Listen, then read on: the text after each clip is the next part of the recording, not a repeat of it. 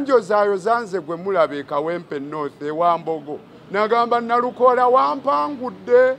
natuuka n'okuwa ensonga n'agamba naye wabadde tojja kumpangula lwakuba abajja ati baakukuba ne neewuunya lwaki teyagamba bakadde be kumusindikira kujja ati mukubamu alemesezza abantu b'e Kawempe North Constituency okufuna obuweereza obulungi okubakiikirira mu ngeri ennungi kuba kati entebe njituddemu makiikakiika gwataafuna bululu gwagenda awaaba emisango egitalina makulu egitasobola kuwangulwa balooyawo bali mu buntuntu bazannya wano jangu onkwekule bannange bano tubasobola bassebo ne bannyabo saagala mubeereyo nga mweraliikirira bannakawempe North mukyala Nnambi ebintu byalimu tebitegeerekeka bapulida bange bamaze bagamba ensonga n'omulamuzi aziwulidde nkakasa omulamuzi oyo ajja kutaganjula ebintu ajja kuwa ensalawo oyo abagambe bye mwogera bya butaliimu bali mu byakandolindoli omusota gwa ttente wali oyagala gutte mulaalo mbwendera ewunya amalusu byali wunya eki mwebale nnyo mwebalire ddala twafuna abajulizi nga bagamba twakizudde nti nno batufudde abajulizi ba Nnambi ng'ate ffe tetugendangako mu mateeyo ekisooka bagamba tebasayininganga biwandiiko byonna mu musango guno nga babiwa Nnambi oba looya we nga batugamba ne ofiisi za looya wa Nnambi tebamanyi gye ziri kati ffe obujulizi mu misango gy'ebyokulonda bujja na biwandiiko bya affidavit olwatutemyako ne batubagulizaako nti tuwanga bujulizi era netukiteeka mu buwandiike nga tubuulira kooti nti bano abajulizi ono bagamba nti babe batugambye tebawawanga Nnambi bujulizi kati obujulizi bwe twaleese nga bawakanya ensonga eyo kati Nnambi ne balooye bagamba obujulizi obwogera ensonga eyo tebulina kulabika mu kooti bugibwe ku fayiro ya kooti ensonga z'ebyokulonda newankubadde omusango gwoba ogututte mu kooti guba tegukyali gugwo kyekyo lwaki tosobola nagujjayo nga tosabye kooti ekitegeeza n'abajulizi bano abajja mu kooti bafuuka ba kooti kubanga nsonga ziri public kaakati mu ngeri eyo okweka ki okugamba obujulizi obumu buleme kujja mu kooti kitegeeza olina kyokweka awo kooti we tugisabira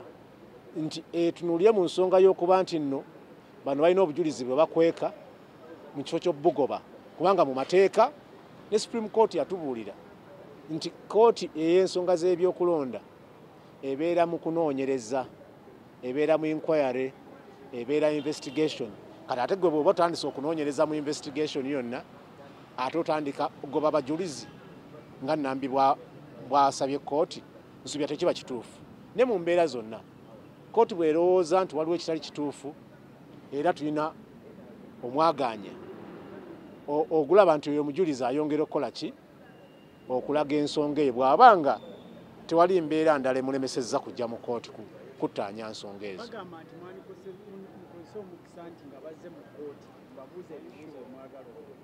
kati omuntu agambye aleeta oyo aba mujulizi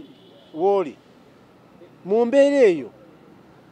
aleeta omujulizi oyo ng'okusobola okumubuuza ebibuuzo abe yamuleetanga omujulizi kati ono omujulizi agambye nsiri mujulizi we kaakati ate nyinza ntya okuyita omujulizi ng'amaze okwegaana nti nze siri mujulizi w'oli so eno etime entuufu ye kooti weefunidde omukisa okufuna omujulizi ono byogera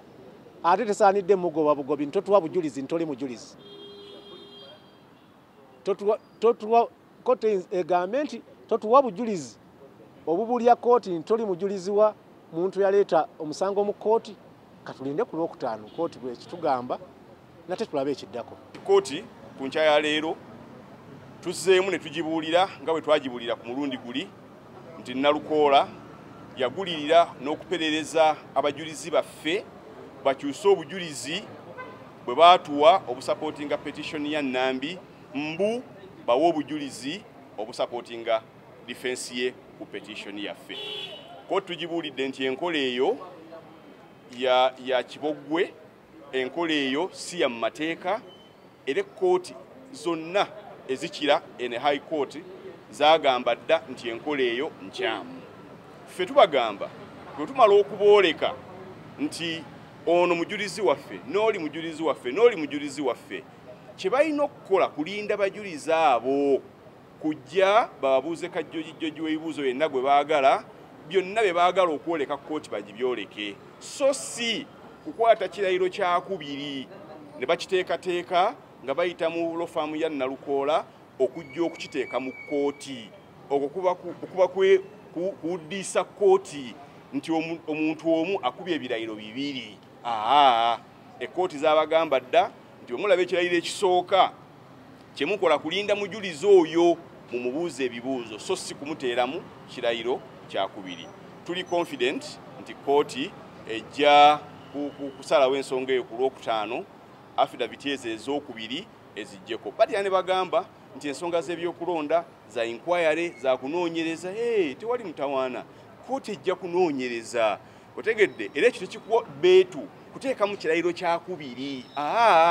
Era bw'onajja mu kubuuza kajjojjoji w'ebibuuzo, era ojja kubuuza omujulizi byonna by'oyagala, era kkooti ebimanye era ebinoonyereze. Eryo si beetu kuteekamu kirayiro kyakubiri. So tugamba kkooti nti by'ebyerero bijjeeko, tusigaze bino, olwo ebibuuzo byake nga cross examination atandise oba oliawo wiiki ejja. Mwebale. Kalule Ahmed Mukasa. Anaye mwerabu. Dealt with as such. The main principle governing criminal objections was considered way back in the case of Mukisa Biscuit, where a court held that so far as I am aware, a criminal objection consists of a point of law which has been pleaded or which arises by clear implication out of pleadings, and of which, if argued, as the prior point may dispose of the suit. A prior objection is the nature of a demurrer. It raises a pure point of law which is argued on the presumption that all the facts pleaded by the other side are correct. And my lord, my emphasis is on this last part. It cannot be raised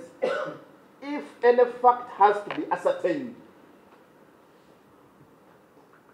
My lord, before us, court has no evidence, has no proof